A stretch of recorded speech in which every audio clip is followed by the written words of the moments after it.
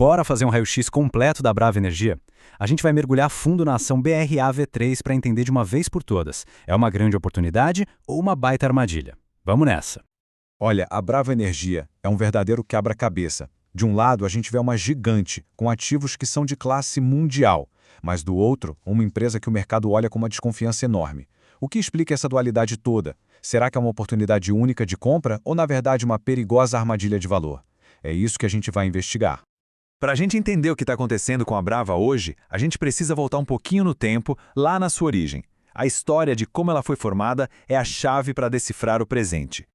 Então, em 2024, a fusão da 3R Petroleum com a Enalta deu origem à Brava Energia. E essa união, no papel, foi muito estratégica. Pensa comigo, a 3R chegou com a estabilidade e o caixa mais previsível dos seus ativos em terra. Já a Enalta trouxe aquele potencial enorme de crescimento dos seus campos em alto mar. Parecia a combinação perfeita, né? Segurança de um lado, oportunidade do outro. E o resultado dessa fusão foi a criação de uma das maiores operadoras independentes do Brasil.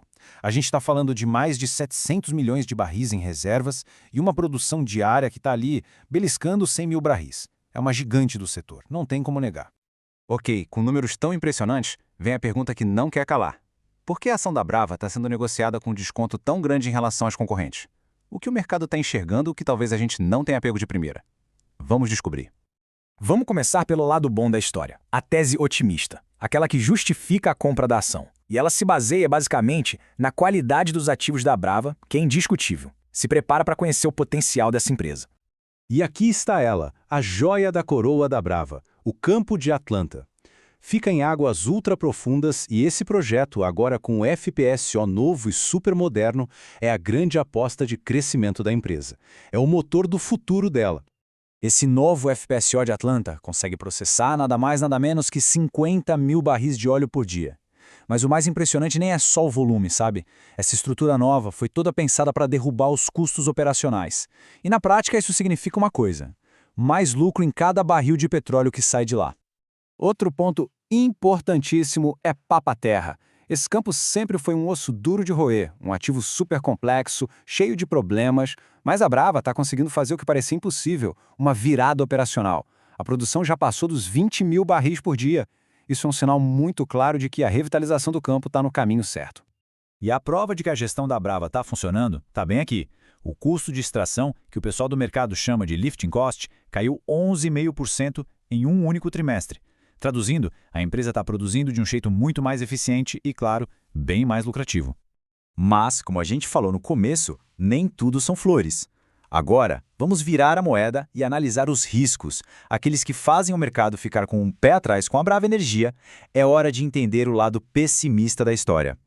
Antes da gente entrar nos riscos, é importante entender esse conceito de armadilha de valor.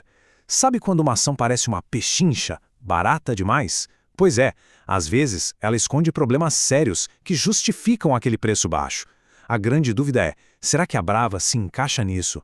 O primeiro grande risco é uma briga judicial que vale bilhões. A sócia da Brava no campo de papa-terra, a NNT, simplesmente não pagou a parte dela na parceria. Isso gerou uma batalha na justiça que coloca em risco 37,5% de um ativo que é crucial para a empresa. É uma nuvem de incerteza gigante pairando sobre o futuro. O segundo risco vem de fora, do cenário global. Bancos gigantes, como Goldman Sachs, estão prevendo uma possível queda no preço do petróleo lá para 2026. Se o barril cair para a casa dos 50 a 60 dólares, as margens da Brava vão ser espremidas e vai ficar bem mais difícil pagar as dívidas. É um baita sinal de alerta. E por falar em dívida, a relação entre a dívida líquida e o EBITDA da Brava está em 2,3 vezes. Tudo bem, já melhorou, mas ainda é um nível considerado alto para uma empresa que depende tanto do preço de uma commodity. Isso deixa ela mais vulnerável se o mercado virar. Agora vamos tocar num ponto que interessa muita gente: dividendos. Afinal, a Brava é uma boa pagadora de proventos? A resposta pode não ser a que muitos esperam. Vamos ver.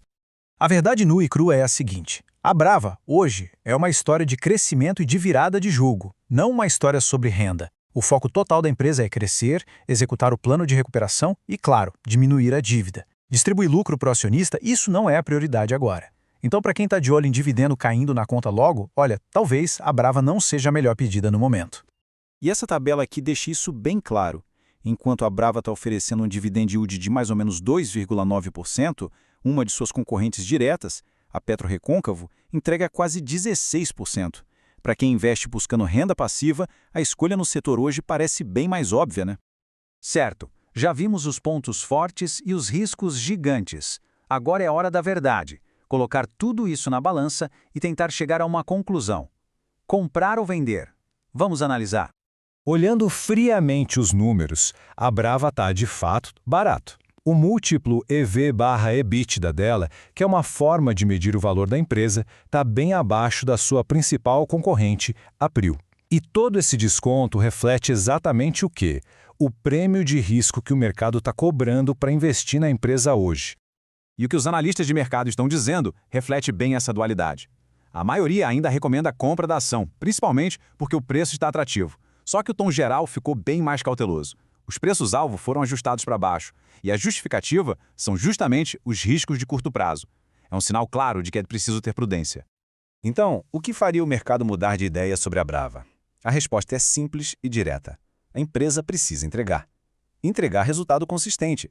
Se ela conseguir uns 2 trimestres seguidos de produção estável e previsível em Atlanta, isso seria o sinal verde que o mercado espera para acreditar que os problemas operacionais ficaram para trás. No fim do dia, a decisão de investir aqui é muito sobre perfil, sabe? Se o perfil é mais conservador, de quem busca segurança, um dividendo certinho caindo na conta, a Brava hoje provavelmente não se encaixa. Agora, para quem tem um perfil mais arrojado, que topa um risco maior pensando num ganho de capital lá na frente, aí a história muda. Para esse perfil, a ação pode ser sim uma oportunidade tanto. E a gente termina com a pergunta que resume todo esse dilema. A recompensa, o potencial de um ganho de mais de 50%, vale a pena diante de todos esses riscos operacionais e de uma possível queda no petróleo? A resposta para essa pergunta é o que vai definir se a Brava Energia faz sentido ou não para uma carteira de investimentos. É algo para se pensar.